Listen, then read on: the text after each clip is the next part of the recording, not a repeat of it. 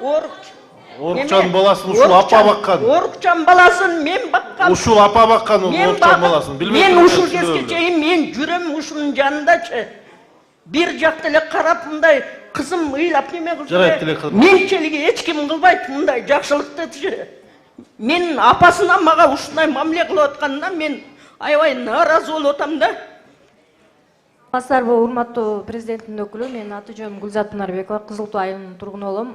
Ушул жылдын 2026 үй бүлөлүк зомбулук фактысы боюнча Токтогул район ровдусуна арыз менен кайрылгам. Бардык жерге кирбеген жерим калбады. Мүмкүнчүлүгү чектелген жалгыз бой энемин, жалгыз бой эне болгондуктан мүмкүнчүлүгү чектелген аутист балам бар.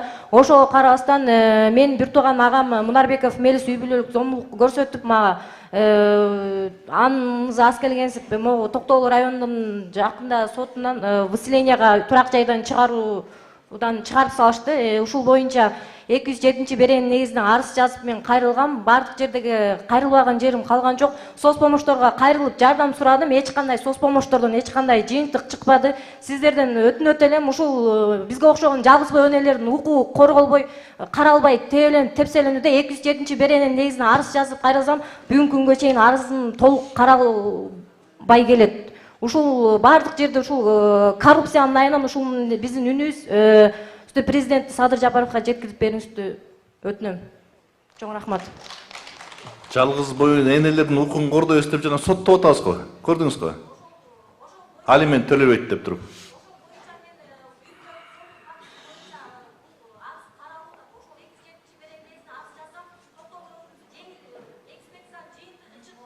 Прокурор.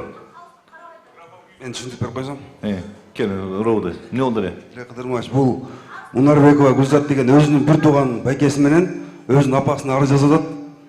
Экөө уруп койду деп. Бизге катталып, биринчи экспертизанын жыйынтыгы боюнча жеңил жаракат келип келген. Ага макул болбой биз кошумча даярдаганбыз. Мен уктук, сиз бияктан жообун укпайсызбы? Андан кийин биз эки экспертиза чыккандан кийин биз комиссионго бергенбиз. Ага да макул болбой, комплекснеге берип, майдын май менен келди. Корутундусу чыгарылып. Июндун 4-ндө биз 177 беренеси менен кылмыш иш козгодук. Ушулай менен соттун кароосуна өтөбүз биз.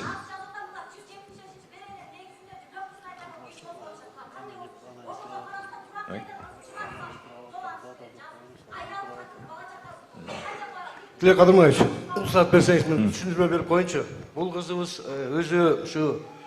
өзүнүн кичкей баласын апасына калтырып, опекунствого калтырып, өзү Казакстан, Турцияда жүрүп 2 жыл болуптур келгенине.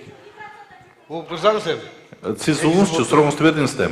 2 жылдан кийин келип, өзүнүн бир тууган апасы, бир тууган байкеси. Маселе эмнеде болот? Маселе үй талашта болот. Ал жерде эмес. Анан ошолор боюнча бир үйдө жашап жүрүп, муну ушу элдерде бир угуп алса жакшы болот эле. Эмне үчүн эле ушул кыздыкы сүйлөсө туура болот. Коюп туруңузчу. Угуп турсаң эми. Угуп турбайсызбы, биякта мына кызматкерлер айтып атпайбы сиздин маселеңиз боюнча? Муну жакшы бир кичине бир уруксат берсеңиз, бир 5 мүнөт түшүндүрмө берип коеюнчу. Эмне үчүн ушул кыз бүгүнкүгө чейин арызданып, баары коррупция, эч ким карабай атат, тигил бул деп аткан, бул жерде маселе бөлөктө. Маселе бөлөктө болот. Апасы, байкеси үчөө бир үйдө турушат. Анан ошол үйдөн ичинде кызы болуп чыкканда апасын түртүп, байкесин түртүп, ушулар мени сабады, мага кордук көрсөттү. Сразу милицияга чалат, келгиле, мени уруп атат, сабап атат. Апасы бир тууган апасы. Анан ал иши боюнча экспертиза назначение кылсак башында легкий деп чыкты. Ону менен макул болбой койду. Жок, мен кандай болбойт. Назначение кылдык, комиссияны бүгүнкү күнү жыйынтыгы чыкты. Бирок бүгүнкү күнү бул кишинин апасы да ушу 70ке чыгып калган апа, ал киши да жүрөт. Күндө арыстанып, ыйлайт. Өзүмдүн бир тууган кызым, төрөгөн кызым, мен үйдөн чыгаргысы келип атат. Байкеси келип ыйлайт, бир тууган байкеси.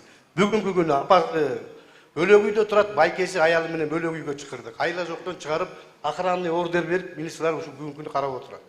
Болду маселе ошондо эле. Үйдү сат элек. Ошол боюнча максаты үйдү сатып, анан бул кайра ошо мен баламды лечение кылат элем, Турциябы, Казакстанга барып кылам деген ой менен өтөт. Мунун баарын ойду апасы менен байкеси бизге келип толук түшүндүрмө берип атат. Азыр апасы да келип бир түшүндүрмө берсе бөлөкчө болот, келген жок экен. Атак ою ушундай болду, бөлөк андай маселе жок бул кыз. Мына апасы бар экен, ушуну угуп коюңуздарчы. Саламатсыздарбы, Тилек Кадырмаевич? Угуп турсаң эми. Мен Гүлзат Пынарбекованын апасы болом. Токтоолуу районунун Кызыл Туу айылында жашайм мен. Бул кызым эч кимге баш бербейт, өзүнүн каалаганын кылат. Эмне кылса ошону неме кылып, 6 айдан бери бизди үйдөн кагылжытып, балам экөөбүз ар кай жакта жүрөбүз, Тилек Кыдырбаевич. Мен көрүнгөн туугандарымдын үйүндө, балам болсо кайын журтунда жашап атат. Үйгө барсак эле бул ызы чуу кылып айдап чыгат бизди. 6 айдан бери следствиядан немебиз чечилбейт. Ушинтип эле же ишибиз жок, же ашыбыз жок эле ушунун ызы чуусу менен жүрүп калдык. Бунун максаты атасынан калган үйдү сатып, баласын алып Түркияга кетмек экен. Мен канча жолу түшүндүрүп айттым, канча кой кызым дедим, эч кандай эчтекеге келбей атат. Канча акча керек сага десем, 2,5 миллион дейт. 2,5 миллионду мен таап бере албайм. Бул ушундай ажаанданып, мен ушеке чыгып, мен сүйлөгөндөн деле мен өзүм чындыгында уялып атам мен. Менин кызым ушундай болуп, бизден талашып, ушинтип ызы чуу болуп жүргөнүнө, ушуну жакшынакай карап чечип берсеңиздер. Мунун максаты үйдү сатып, мени бала чакам менен мени карылар үйүнө алып барып таштамак экен. Мени выселение болгон, выселениеда да мен ушинтип эчтекеге неме кылбай, ушундай ызы чуу кылат да. Мен үйгө барбай көргөн жекте жүрөм азырчы. Эмне кыларымды деле билбей калдым мен. Милиция кызматкерлери сүрөп эле алып чыккыла, сүрөп эле. Эч нерсеге баш бербейт бул. Эмне кылам? Менин кызым ушундай экен. Турусбек Отбекович, буну өзүңүз көз өңүңүзгө алып точкасын койгулачы буну. Орукчан баласын ушул апа баккан. Орукчан баласын мен баккам. Ушул апа баккан Орукчан баласын. Мен ушул кезге чейин мен жүрөм ушунун жанындачы. Бир жакты эле карап мындай кызым ыйлап неме кылды. Менчелиги эч ким кылбайт мындай жакшылыктычы. Мен апасынан мага ушундай мамиле кылып атканына мен аябай нааразы болуп атам да. Тиги неме Турусбек Отбекович, буну болсо өзүңүз көз өңүңүзгө алыңыз. Жана чындык кайсы жерде болсо ошол жерге чечип бериңиздер да. Бул апаныкында сөзүнүн баардыгын уккула, тиги кызыныкында уккула, бияктан ошо адилеттүүлүсүн баардыгын карап берип, ошол жактан мыйзамдуу жагын чечип бериңиздер. Кийинки сөз көтөрүлгөндө биринчи микрофонго.